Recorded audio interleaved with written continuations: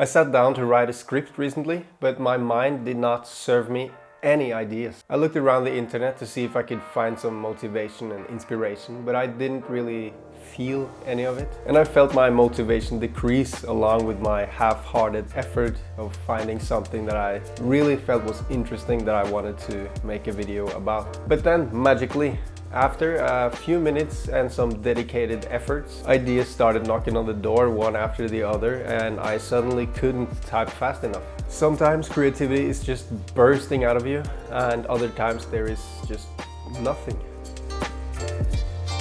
But where are those thoughts? They must be there somewhere if you can go from having nothing 1 second to having a flood of ideas in the next. They must be in here somewhere. And of course, this does not only apply to making videos. We've all been there when you have a school assignment that you're working on, but you simply don't know where to start. And basically every creative endeavor, or even when you completely blank out on what you're gonna make for dinner. That's a difficult one. So what I think is the secret to getting those creative juices flowing again, and that has been working for me recently. Open up a blank page so you're ready to write, and close all the other tabs. Yeah, all of them. And just start scribbling on those bad ideas that you might not be very satisfied with. Just start doing something, and that's it. Because before you know it, a good idea is gonna crack out of one of those bad ones, and that'll get the attention of other good ideas. And then the roadblock is gone, motivation is back, and you can live happily ever after.